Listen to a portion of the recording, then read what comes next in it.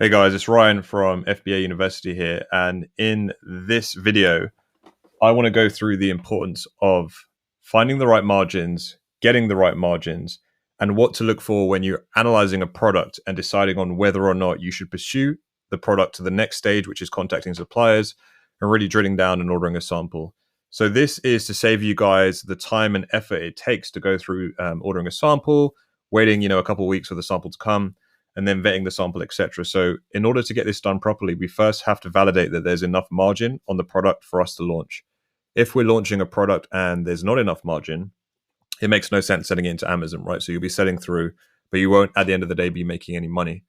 So because Amazon have the referral fee, Amazon have the FBA fee, we need to make sure that we are able to make enough money on the products that we're selling. If we can't, or the profit margins are too slim and they're likely to be eroded, if for any reason we need to run a deal or drop our price slightly, then that could strike massive issues into our Amazon FBA private label business. So I'm going to walk you guys through today how you can go about analyzing a product properly in terms of the margins. So the first thing that you want to do is, when you're looking at a supplier, is head over to Alibaba, type in the product that it is you're looking for, and just scroll across till you can find a like product. You probably want to be contacting suppliers that are verified and have trade assurance as well. So I can see that from these suppliers here, these two, this one has a higher rating, but this one's been around 14 years, is verified, and has 54 reviews, whereas this one only has 8. So I'm going to go ahead and use this one for this example. Both exactly the same product, 69-hole bubble gun, 69-hole bubble gun. Fantastic.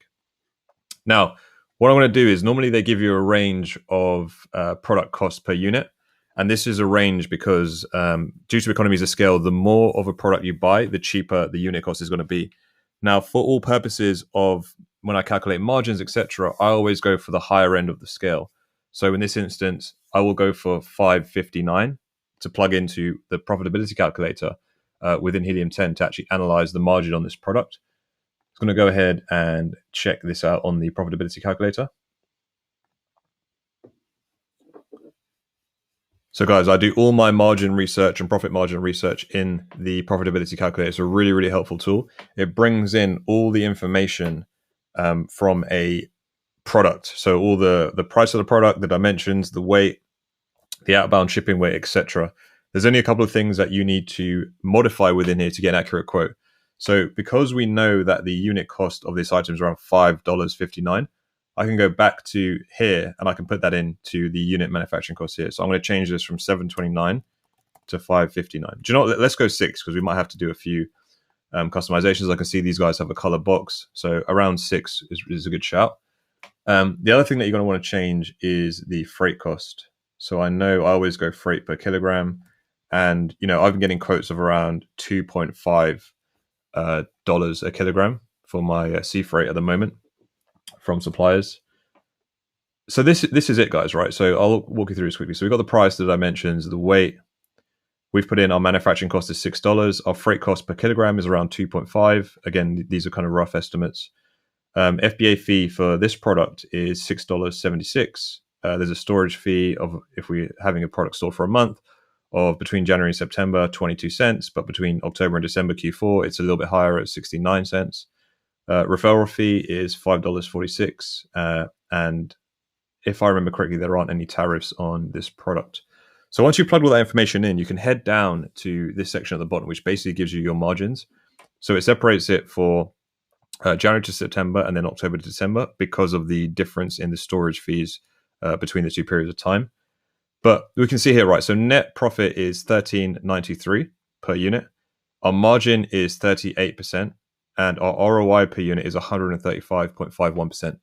So guys, these numbers do check out. So I'll talk a little bit about what I expect to see and what the minimum acceptable margins are when it comes to a product. So margin-wise, you want to be getting at least 35% profit margin on this. Because don't forget, we haven't yet factored in PPC costs and PPC fees. So typically, you're going to be spending around 10 to 15% on PPC. So in order to lock in around a 20 to 25% margin, you want to be hitting that 35% margin in the profitability calculator at least.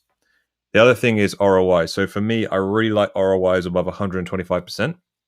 However, I have been known in the past to go down to a minimum ROI of around 115%. So ROIs are super important. If you think about it, you want to be getting profit on top of, the selling price of your product.